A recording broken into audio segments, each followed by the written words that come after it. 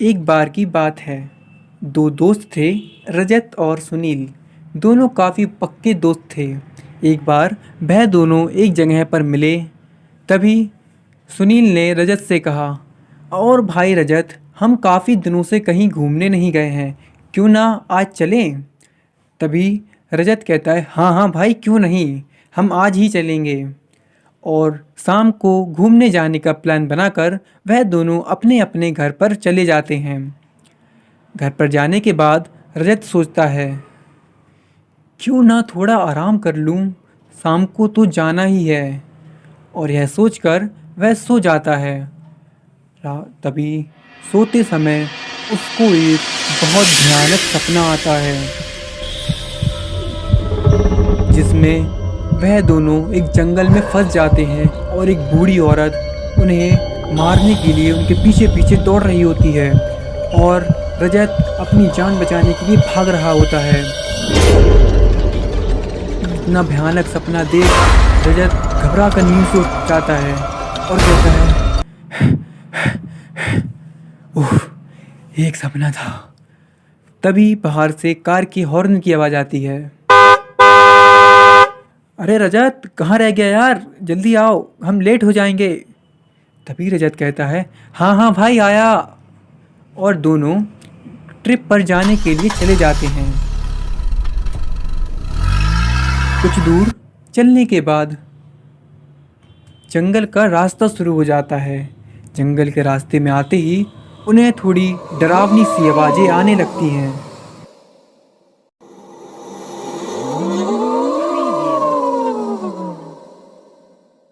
यह आवाज़ें सुनकर रजत थोड़ा सा घबरा जाता है, क्योंकि यही एकदम सेम आवाज़ उसने अपने सपने में भी सुनी थी।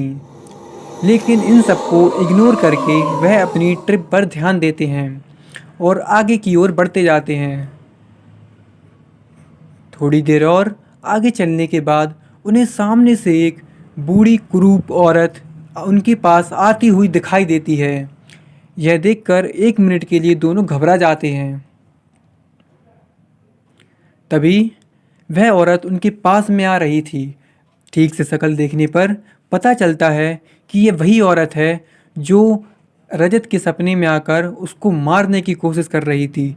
अब यह सब देखकर रजत काफ़ी घबरा जाता है और सुनील को अपने सपने के बारे में बताता है और वहाँ से वापस घर चलने के लिए कहता है।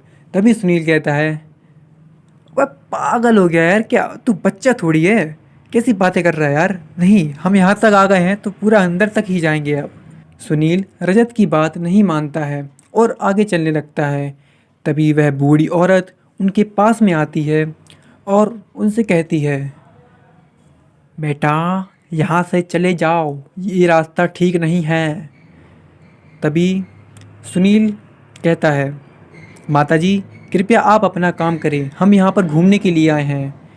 तभी वह औरत फिर से कहती है, मेरी बात मान जाओ, यहाँ से वापस चले जाओ, ये रास्ता बिल्कुल भी ठीक नहीं है। सुनील उस औरत से अपना काम करने के लिए कहकर वहाँ से चला जाता है और आगे चलने लगता है। कुछ दूर और आगे चलने के बाद सुनील कार का ब्रेक लगाता है। तभी रजत कहता है, "वे भाई, अब क्या हुआ यार?" तभी सुनील कहता है, अरे भाई, वो मुझे थोड़ा पेट भारी भारी हो रहा है, मैं थोड़ा हल्का होकर आता हूँ 5 मिनट में।